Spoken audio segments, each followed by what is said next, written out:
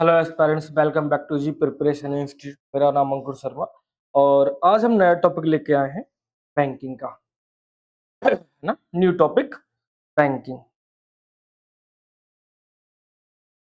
Banking में मैंने बताया मॉनेटरी पॉलिसी और बैंकिंग दोनों एक ऐसी टॉपिक है जहां से क्वेश्चन खूब सारे आते हैं। पहले बात करेंगे history of banking.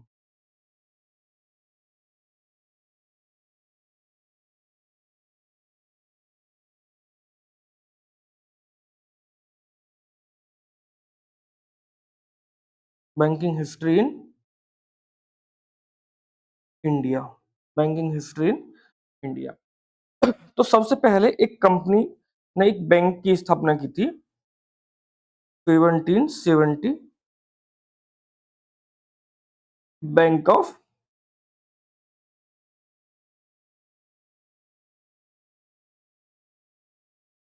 Bank of Hindustan. Bank of Hindustan, इसकी जो स्थापना की थी वो की थी अलेक्जेंडर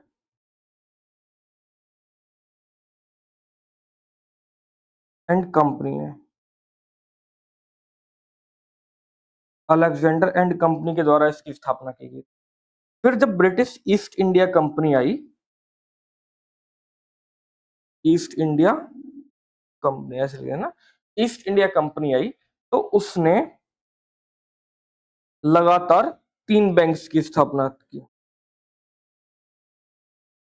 तीन बैंक्स की स्थापना की हमने, एस्टेब्लिशमेंट ऑफ थ्री बैंक। कहाँ कहाँ? एक तो 1806 में, 1806 में, 1840 में और 1843 में। कहाँ कहाँ? Bank of Bengal,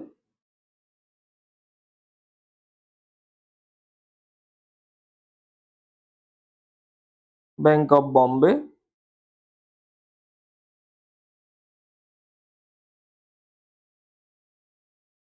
bank of Bengal, bank of Bombay, bank of Madras.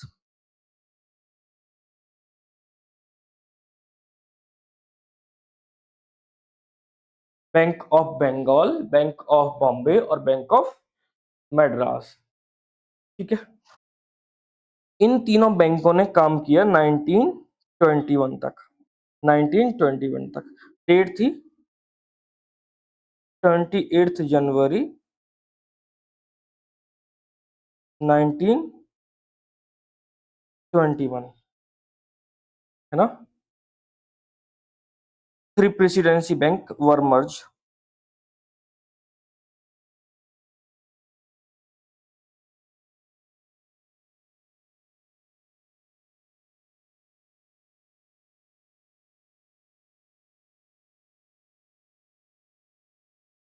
मर्ज। और इस बैंक का क्या नाम रख दिया students?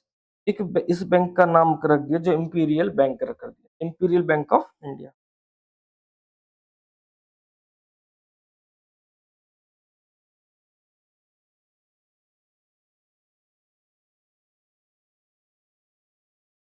Imperial bank of India. यहां से इससे बाहर कुछ नहीं आएगा, है ना। समझ में आ गया ना। तीन बैंक की स्थापना की 1806 में, बैंक ऑफ बंगाल, फिर 1840 में बैंक ऑफ बॉम्बे, फिर 1840 में बैंक ऑफ मद्रास।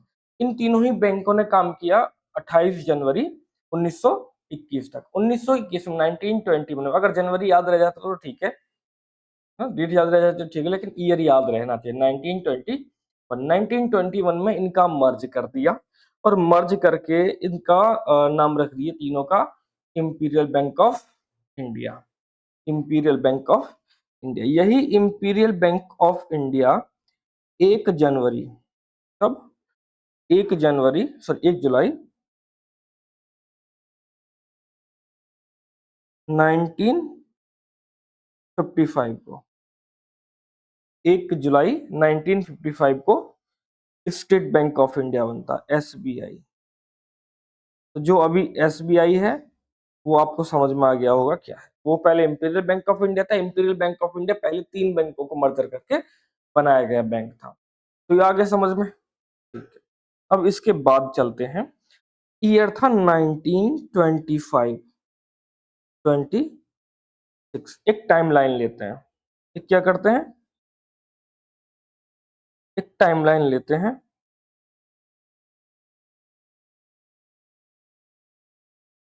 इसी टाइमलाइन पर काम करते चलेंगे। पहला 1925, 26 यहाँ पर बनता है एक royal commission.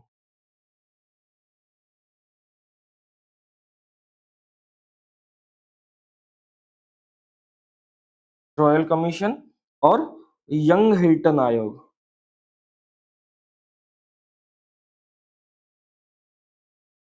Young Hilton commission. Young Hilton commission, है ना। इस कमीशन ने, इन दोनों ही कमीशनों ने क्या की, एक रिकमेंडेशन दी।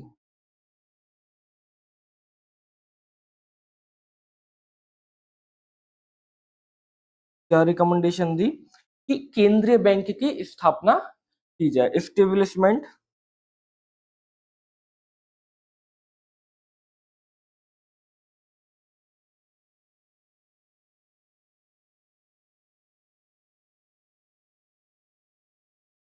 क्या किया जाए, एक सेंट्रल बैंक की स्थापना की जाए भारत में। फिर यहाँ इसी टाइमलाइन को आगे बढ़ाते हैं 1930। 1930 ये टाइमलाइन है ना। 1930 में एक कमेटी बनती है, central banking investigation committee.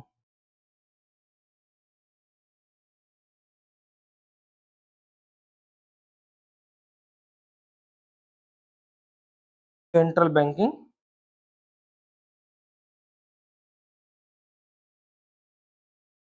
Investigation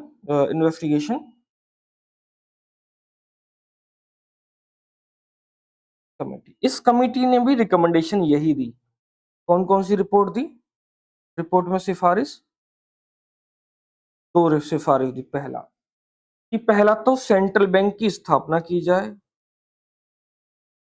पहला तो क्या भाई, इस सेंट्रल बैंक की स्थापना की जाए, और दूसरा एक बैंकिंग एक्ट भी बनाया जाए। एक बैंकिंग एक्ट भी बनाया जाए, मतलब इस कमेटी ने कहा कि पहले एक सेंट्रल बैंक भी बनाया जाए, और उस सेंट्रल बैंक को चलाने के लिए या उसको पावर देने के लिए, प्रेस्टीज देने के लिए एक बैंकिंग एक्ट भी लाया जाए। तभी देखो, सिर्फ बैंक बना देने से काम नहीं होगा, उसको आगे भी रन कराना है, चलाना है, तो ये सब करना पड़ेगा। इसी समिति की सिफारिश के आधार पर, इसी कमेटी की सिफारिश के आधार पर, तो जो गवर्नमेंट ऑफ इंडिया है, जो भारत सरकार है, वो लेकर आती है आरबीआई एक्ट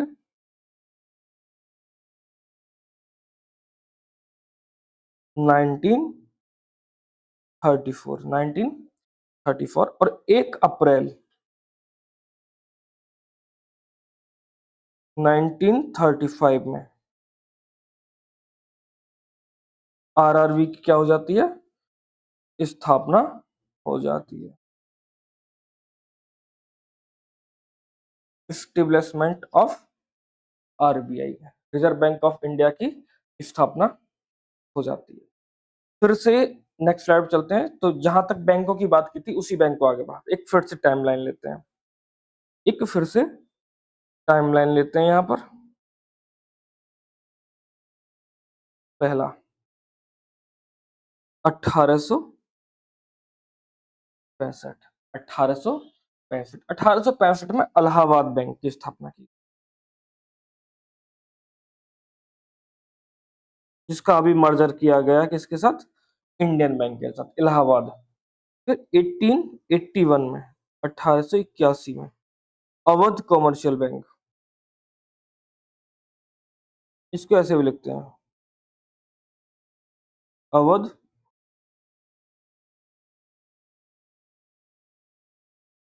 कॉमर्शियल बैंक की स्थापना की जाती है। अवध कॉमर्शियल बैंक की स्थापना की जाती है। फिर आते हैं 1894 में, जो अभी उसी नाम से काम करता है, Punjab national bank. Punjab national bank. तो ये तो थे हमारे कुछ बैंक्स के बारे में बात की। फिर यहीं पर एक और लिख देते हैं 19, कंप्लीट अलग टॉपिक है लेकिन यहीं पर लिख देता है, अलग पॉइंट है। 1949, 1949 बैंकिंग रेगुलेशन एक्ट बनाया गया।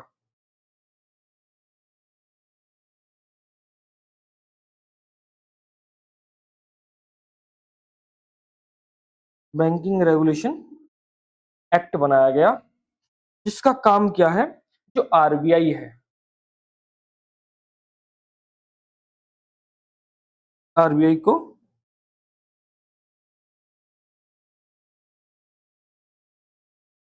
मजबूती प्रदान करना, है ना। आरबीआई को क्या करना, और स्ट्रॉन्ग करना, है ना। और जो कमर्शियल बैंक है,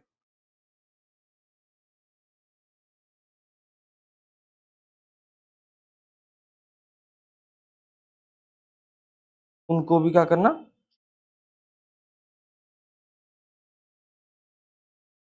मजबूत करना, उनको भी क्या करना, मजबूत करना। मतलब कुल मिला के कहने का ये है कि जो इंडियन बैंकिंग सिस्टम है,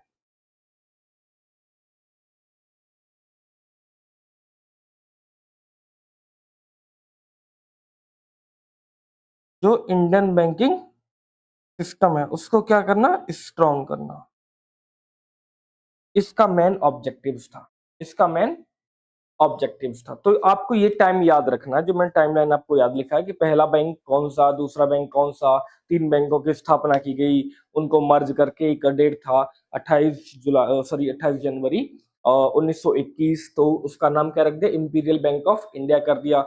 वही 1 जुलाई को जाकर क्या बनता है 1955 में, state bank of India, SBI, जो आज भी उसी नाम से काम करता है, एसबीआई के नाम से, है ना। भारत का पब्लिक सेक्टर बैंक में, सॉरी, भारत का पब्लिक सेक्टर बैंक में सबसे बड़ा बैंक है, भारत के पब्लिक सेक्टर का सबसे बड़ा बैंक है।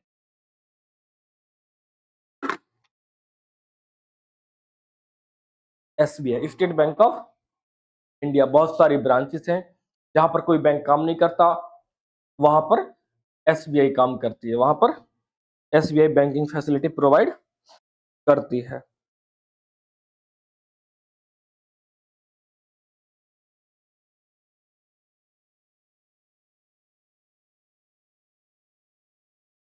ठीक है, अब नेक्स्ट हेडिंग डाल देंगे RBI, reserve bank of India.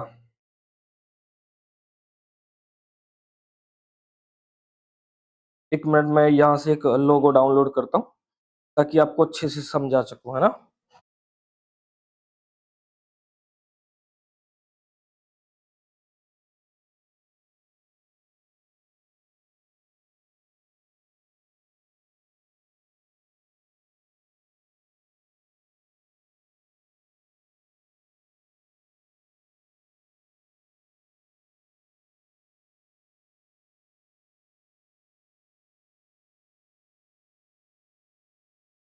एक मिनट वेट करो बस थोड़ा सा।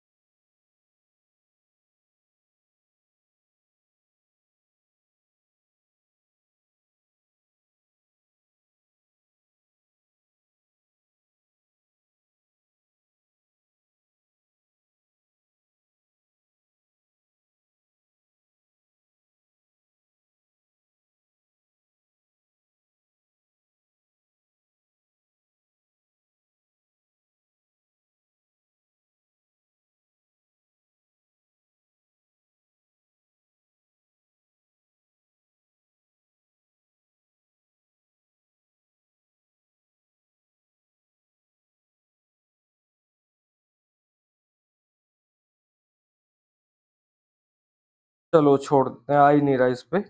मैं चाह रहा था कि आपके लिए एक आरबीआई का लोगो, चल मैं ऐसे ही दिखाऊंगा, है ना, आप चिंता ना करें।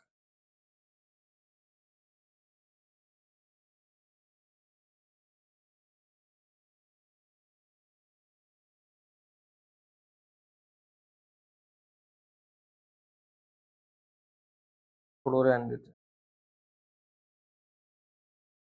देते हैं, जब नहीं आ रहा है तो जरूरी जबरदस्ती नहीं करते हैं। नेक्स्ट हेडिंग डाल देते हैं RBI, reserve bank of India.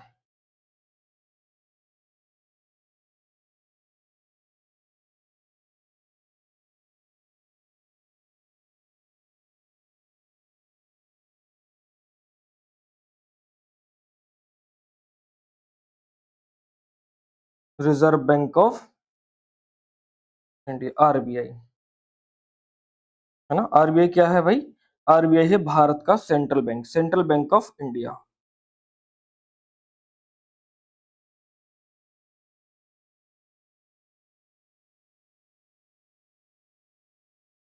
Central bank of India. और इसकी स्थापना कब हुई थी? इस्टेब्लिशमेंट कब था?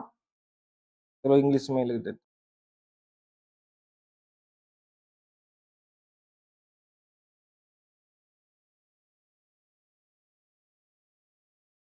मैंने बताया आपको 1 अप्रैल 1935। एक्ट कौन सा है? आरबीआई एक्ट 1934, ये याद रखना है। जो इसका हेडक्वार्टर है, हेडक्वार्टर पहले कहाँ था? कैलकाटा में, 1937 तक कैलकाटा, और 1937 से अब तक, है ना, कहाँ है? मुंबई में। कहाँ पर है? मुंबई में। तो ये याद रखना है। इसका नेचर क्या है?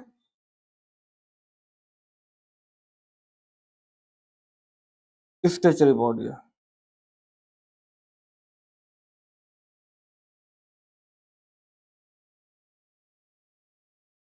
स्टेचुरी बॉडी है। और जो इसका नेशनलाइजेशन किया गया था, राष्ट्रीयकरण,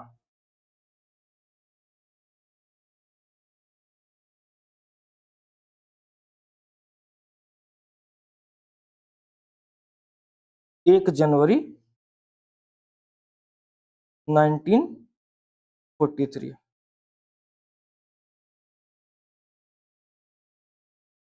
accounting year, accounting year, financial year, यही सब है ना। 1 अप्रैल से 31 मार्च तक, 1 अप्रैल से 31 मार्च तक। लोगों की बात करते हैं। इस पे लोगो क्या है? इसका जो प्रतीक चिन्ह है, प्रतीक चिन्ह क्या है, मैं आपको दिखाता हूँ।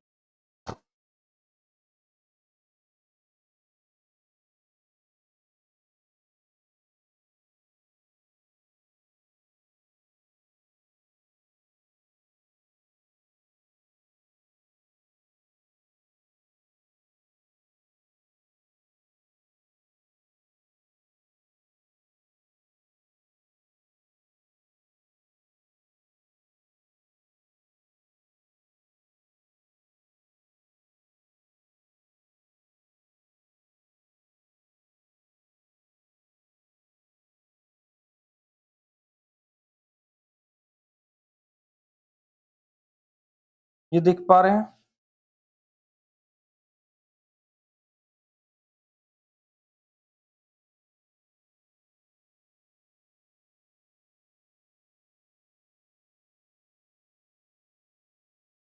चलो नहीं यार, आरबीआई का लोगो दिखाना चाह रहा था आपको, गूगल करके देख लेना आप लोग, है ना। सर्कुलर शेप में है। और जो उस पे क्या क्या चीजें छपा हुआ है, मैं वो विजुअल आपको कराना चाहता हूँ। बंगाल टाइगर,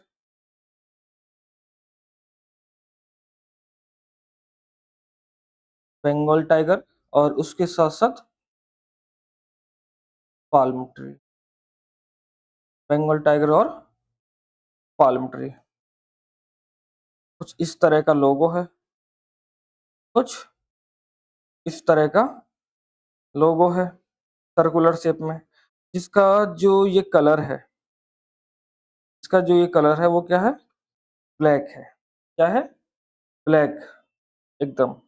और इसी में क्या बना हुआ है यहाँ पर?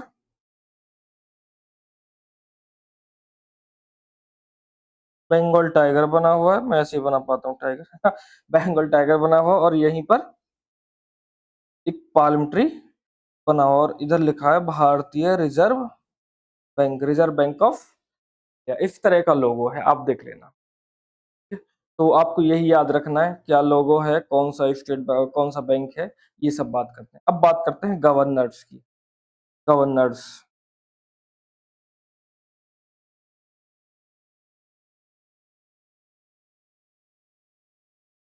Of RBI, governors of RBI, इसके अपॉइंट किसके द्वारा किया जाता है?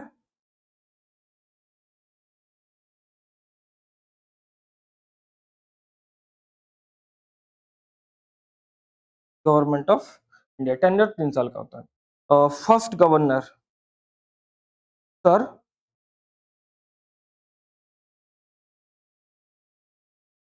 ऑशबोर्न स्मिथ। दूसरे गवर्नर जेम्स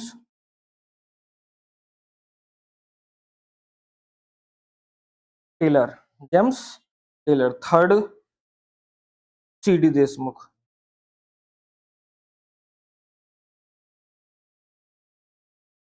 थर्ड कौन है?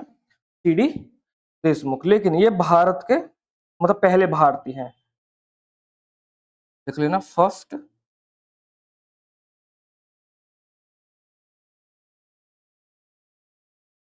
इंडियन गवर्नर ऑफ आरबीआई, मतलब भारत के, मतलब कि भारतीय नागरिक हैं जो क्या है, आरबीआई के गवर्नर हैं। ठीक है। और 25th Shaktikanta Das.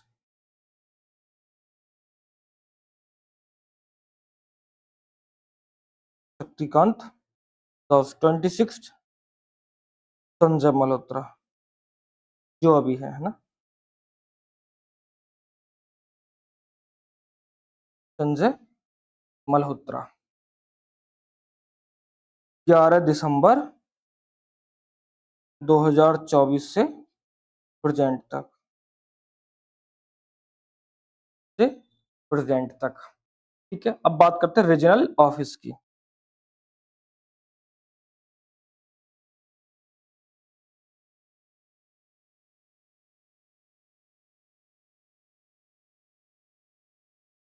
Regional office of RBI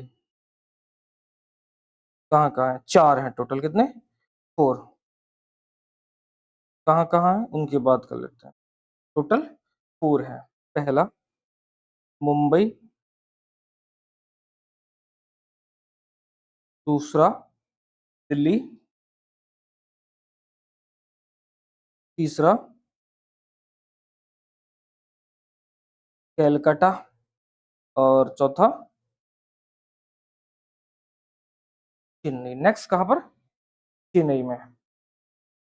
ठीक है एस्पिरेंट्स, तो ये रीजनल ऑफिस है, रीजनल ऑफिस है। अब बात करते हैं फंक्शंस ऑफ आरबीआई, आरबीआई के कार्य।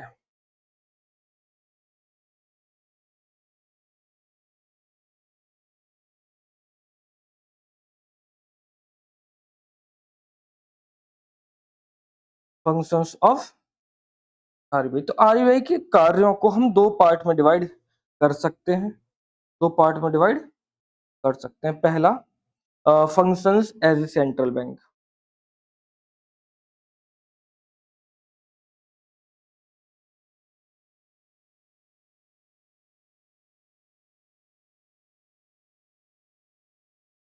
As a central bank. और दूसरा डेवलपमेंटल फंक्शन।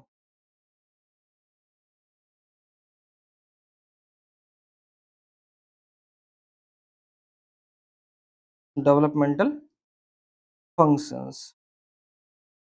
पहले डेवलपमेंटल फंक्शंस की बात कर लेते हैं, फिर जो बचेंगे उनको functions as a central bank में लिख लेंगे। 1 मिनट।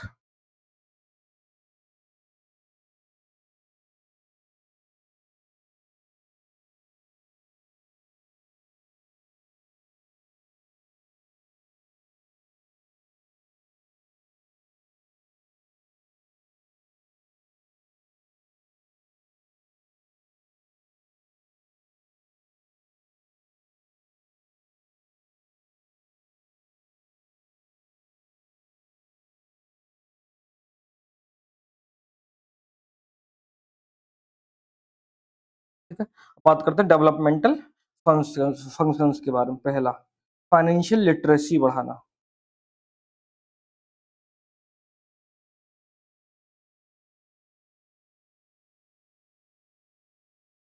फाइनेंशियल लिटरेसी को क्या करना, प्रमोट करना। दूसरा, फाइनेंशियल इंक्लूजन। फाइनेंशियल इंक्लूजन, दोनों शब्द क्या है? फाइनेंशियल लिटरेसी का मतलब होता है वित्तीय साक्षरता अपनाना, लोगों को जागरूक करना कि फाइनेंस कैसे काम करता है, पैसों के बारे में, करेंसी के बारे में सब जानकारी देना। फाइनेंशियल इंक्लूजन का मतलब होता है देश के हर व्यक्ति को बैंकिंग व्यवस्था के साथ जोड़ देना। देश के हर व्यक्ति को किसके साथ जोड़ देना? बैंकिंग व्यवस्था के साथ जोड़ देना। फिर next, digitalization of banks.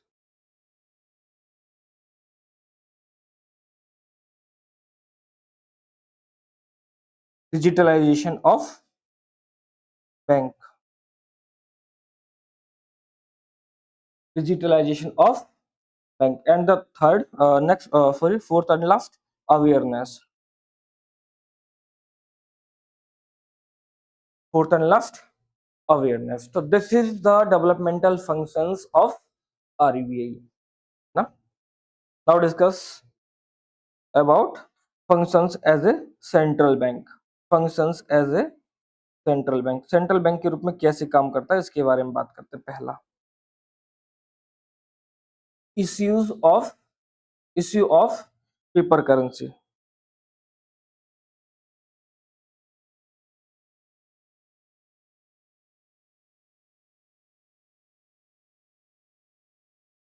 Issue of paper currency. दूसरा, government banker, bank to government. हाँ, बैंक टू गवर्नमेंट। गवर्नमेंट के लिए क्या करता है? बैंक का काम करता है। नेक्स्ट, बैंक के लिए बैंक का काम करता है। जितने भी सारे बैंक हैं सब किससे फैसिलिटी प्रोवाइड करते हो आप, लेते हैं आरबीआई से लेते हैं। और control the foreign exchange.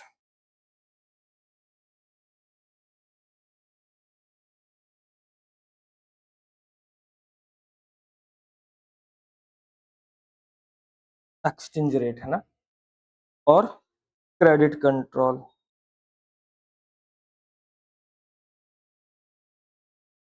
Credit control etcetera, etc, है ना। ये सब किसके हैं? फंक्शंस हैं आरबीआई के। आरबीआई की क्या है? फंक्शंस हैं।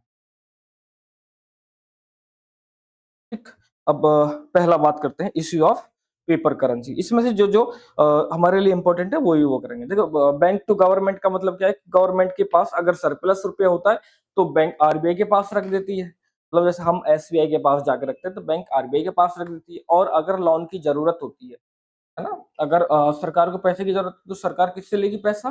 सरकार पैसा मांगती है आरबीआई से। आरबीआई मार्केट में आती है, हम लोगों से, आप लोगों से गवर्नमेंट सिक्योरिटी को बेचकर लेकर चली जाती है। ठीक है, चलो नेक्स्ट हेडिंग डालते हैं, issue of paper currency.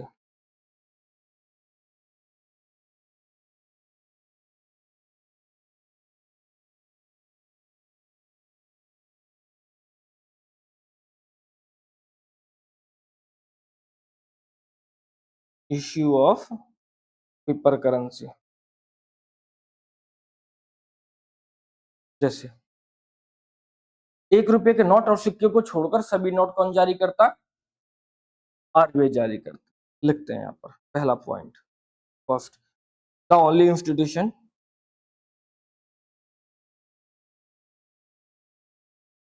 The only ठीक है, तो यहां से लिखते हैं the only institution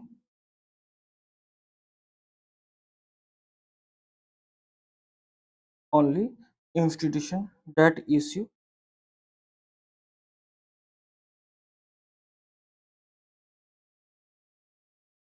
all notes in India,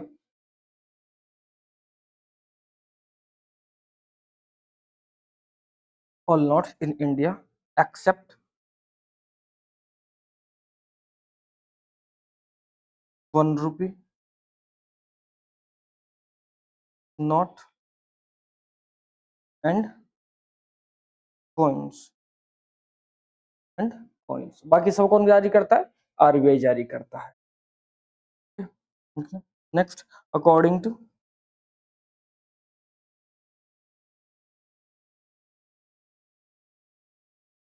the RBI act, according to the RBI Act 1934,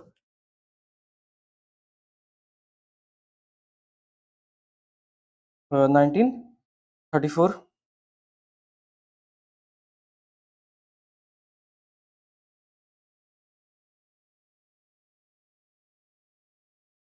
RBI cannot issue more than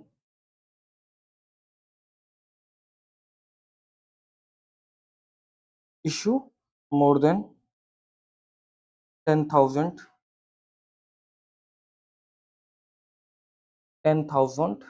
crore rupees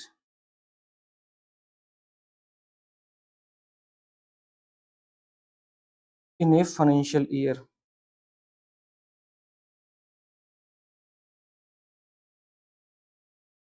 in a financial year. क्या करता है कि आरबीआई एक फाइनेंशियल ईयर में 10,000 करोड़ से ज्यादा के नोट नहीं छाप सकता है ना। RBI used the minimum reserve system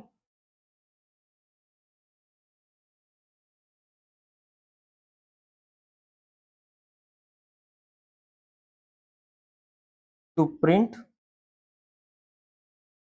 fresh currency,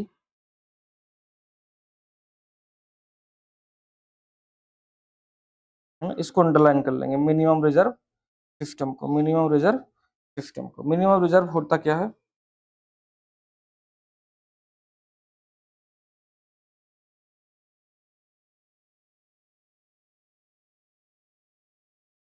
minimum reserve system होता क्या है? ये जो इंडिया या इंडिया के जैसी जो डेवलपिंग कंट्रीज है वो इसको फॉलो करती हैं। यहाँ पर क्या, एक 200 करोड़ रुपए का रिजर्व रखना होता है, 200 करोड़ का रिजर्व रखना होता है नोट छापने से पहले, जिसमें आप 115 करोड़ का, 115 करोड़ का क्या रख सकते हैं?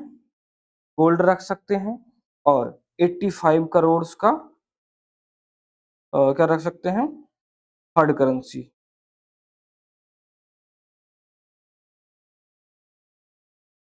हार्ड करेंसी इसका मतलब फॉरेन करेंसी, विदेशी मुद्राएं, इन्हीं को हार्ड करेंसी बोलते हैं, है ना। विदेशी मुद्राएं, मुद्राएं रख सकते।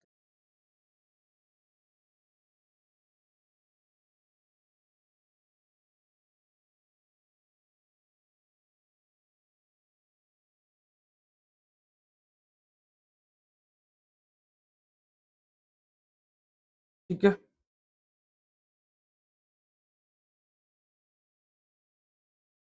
अब नेक्स्ट हेडिंग डालते हैं,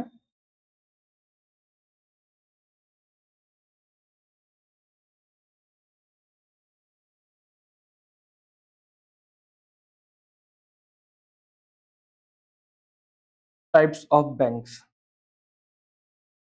टाइप्स ऑफ बैंक्स, या एक काम करते हैं, डेवलपमेंट बैंक्स करते हैं।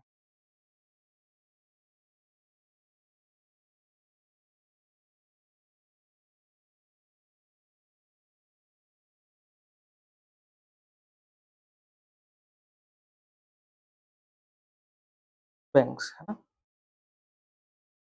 पहला इधर, पहला क्या लिखेंगे भैया? यहाँ पर लिखेंगे कोऑपरेटिव बैंक्स इस साइड में।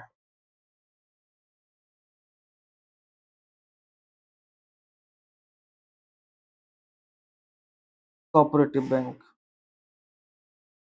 अर्बन कोऑपरेटिव, यहाँ पर दो बैंक आएंगे ना, urban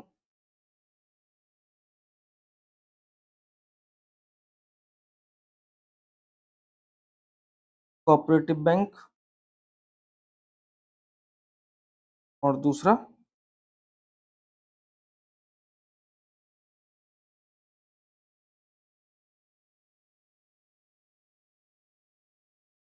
rural cooperative bank, rural cooperative. इधर आ जाएंगे कमर्शियल बैंक,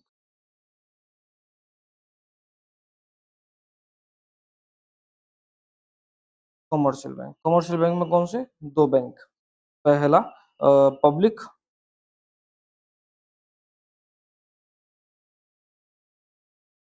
सेक्टर बैंक और दूसरा private sector bank, private sector bank, ठीक। फिर यहाँ पर आ जाएंगे पेमेंट बैंक,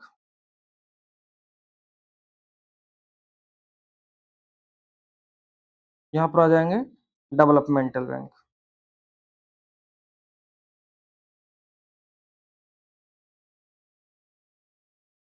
डेवलपमेंटल, यहाँ पर आ जाएंगे रीजनल रूरल बैंक्स, आरआरबीज, कौन सा आ जाएंगे आर बीस आ जाएंगे। तो ये तो हमारा मैंने एक क्लासिफिकेशन दिया आपको, ओवरव्यू दिया। अब हम बात करेंगे यहाँ पर कमर्शियल बैंक को भी बात करेंगे, पेमेंट बैंक की बात करेंगे। पहले हम डेवलपमेंटल बैंक की बात यहाँ पर कर लेते हैं, डेवलपमेंटल बैंक की बात करते हैं। तो नेक्स्ट हेडिंग डालेंगे डेवलपमेंटल बैंक।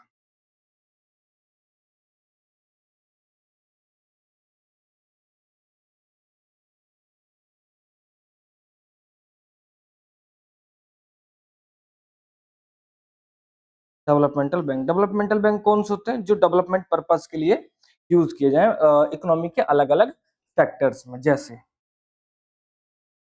कुछ बैंकों के मैं नाम लिख देता हूँ, नाबार्ड,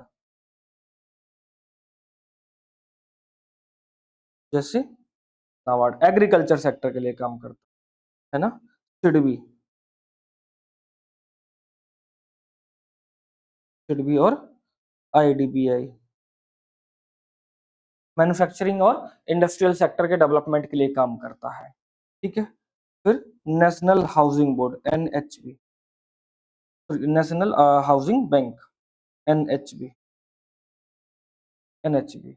या फिर एक और bank Exim bank, export import को बढ़ावा देने के लिए एक्सिम बैंक, एक्सिम बैंक, ठीक है? तो इन एक एक बैंक को स्टार्ट करते हैं, लिखते हैं इनका प्रमुख कहाँ है, इनका हेडक्वार्टर कहाँ है, ये सारी चीजें लिखते हैं।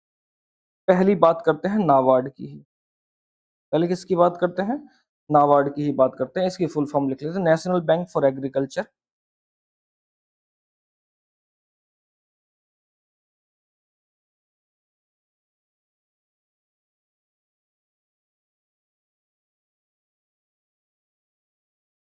National bank for agriculture and rural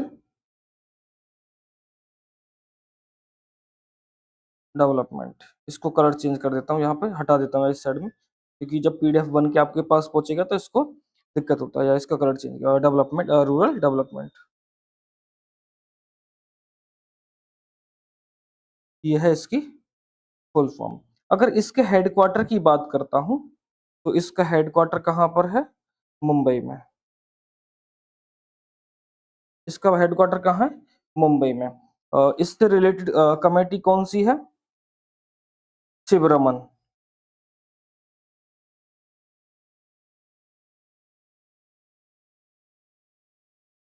Sivaraman committee की रिकमेंडेशन के बाद इसको बनाया गया है, बनाया गया है, ठीक है। और इसकी इस्टेब्लिशमेंट ईयर शॉर्ट में लिख देता हूँ, ईएसटी है ना।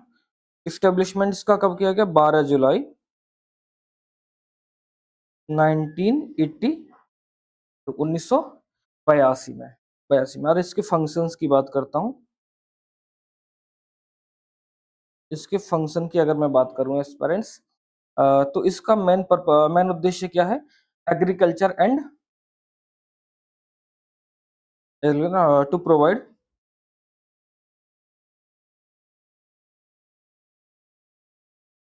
फाइनेंशियल फैसिलिटी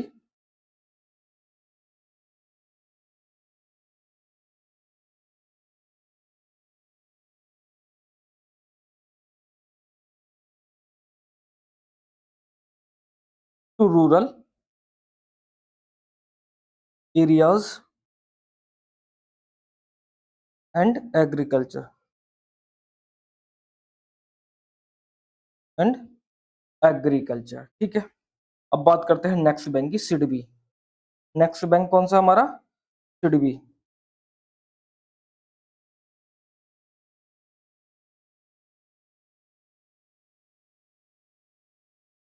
सिडबी, इसकी फुल फॉर्म लिखते हैं, small industries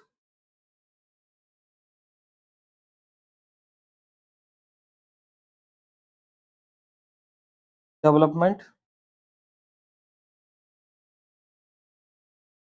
bank of India.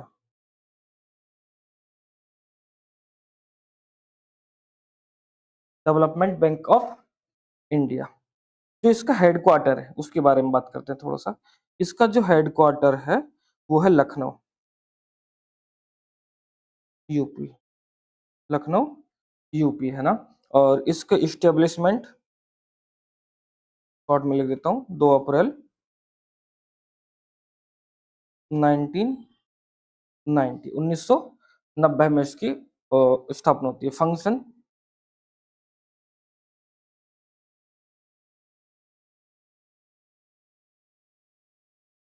Development, to development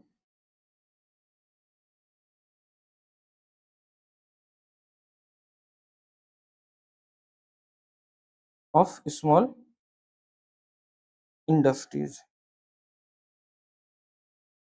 small industry या to promote the small industries.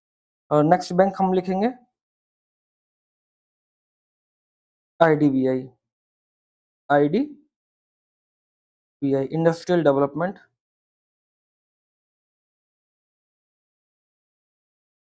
Industrial development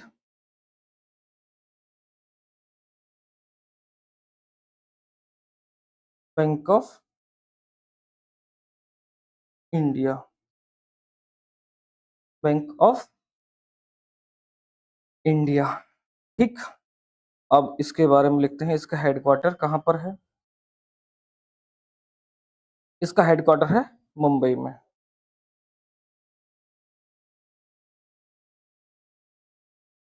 headquarter कहाँ पर? मुंबई में। और इसकी स्थापना जो की गई है, इस्टेब्लिशमेंट जो इसका किया गया है वो किया गया 1964। ब्रैकेट में लिख लें, ड्यूरिंग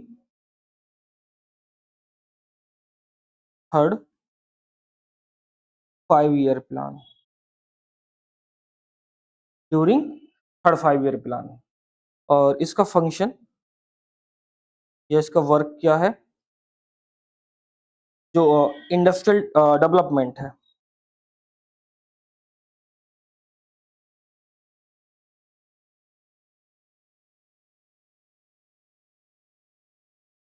इंडस्ट्रियल डेवलपमेंट को क्या करना? प्रमोट करना। इंडस्ट्रियल डेवलपमेंट को प्रमोट करना इसका मेन उद्देश्य है। ठीक है, चलते हैं फिर से नेक्स्ट। नेक्स्ट कौन सा बैंक? Exim bank.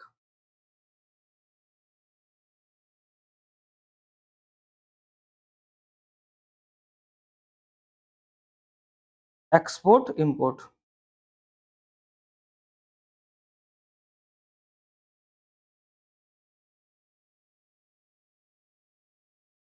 एक्सपोर्ट और इंपोर्ट बैंक। इसका जो हेडक्वार्टर है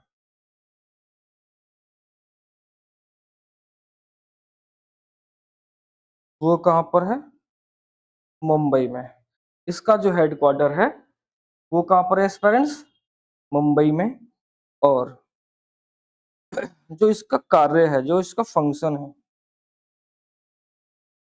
अगर मैं उसकी बात करूँ तो जो फॉरेन ट्रेड है,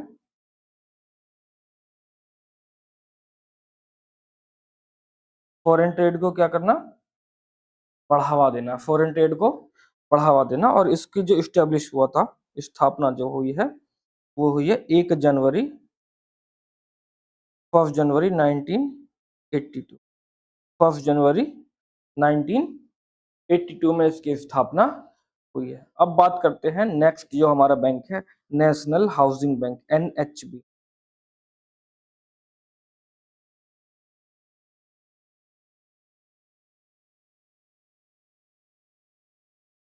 national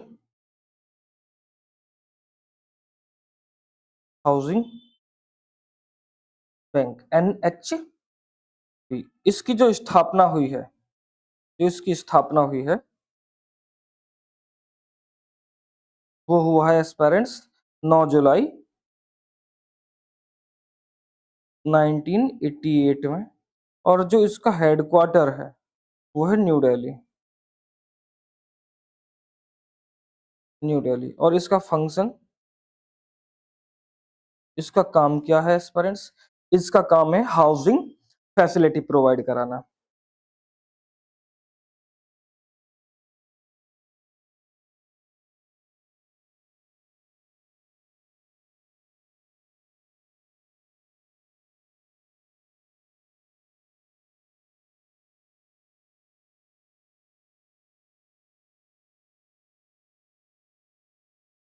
providing the housing facility, housing facility provide कराना। ठीक है। इसके बाद में कल डिस्कस करेंगे, कल क्या डिस्कस करेंगे? आरआरबीज की। कल का मतलब नेक्स्ट क्लास जब भी रहेगी, तो वहां पर आरआरबीज को डिस्कस करेंगे। और जो भी हमारा कमर्शियल बैंक बच गए हैं, जैसे पब्लिक सेक्टर के कौन कौन से कमर्शियल बैंक हैं, प्राइवेट सेक्टर के कौन कौन से कमर्शियल बैंक हैं, जैसे आरआरबी की स्थापना कब की गई थी, उसमें कैसे कैसे स्थापना की जाती है, किसका कितना कितना रेशियो होता है, स्पॉन्सर्ड बैंक क्या होते हैं, है ना, पेमेंट बैंक क्या होते हैं, और कोऑपरेटिव बैंक को भी देख लेंगे, एक थोड़ा सा उनके बारे में पढ़ लेंगे। तो ये अब बैंकिंग का फर्स्ट पार्ट था, बैंकिंग का पार्ट 1 था। तो इसकी पीडीएफ भी आपको मिल जाएगा, इसकी पीडीएफ आपको मिल जाएगा, और उसके साथ साथ जो ये वीडियो है ये भी आपको मिल जाएगा। अगर आपको इसमें कोई दिक्कत आता है, कुछ चीजें समझ में नहीं आती हैं, तो आप बेझिझक हमसे पूछ सकते हैं। ठीक है, तो मिलते हैं नेक्स्ट क्लास में। ठीक है, मिलते हैं नेक्स्ट क्लास में, तब तक के लिए जय हिंद। उम्मीद करता हूँ समझ में तो आ ही रहा होगा, ऐसा कुछ इसमें रॉकेट साइंस है नहीं, फैक्ट है तो आप इसको पढ़ लेंगे, इसके बाहर क्वेश्चन नहीं आएगा। जय हिंद।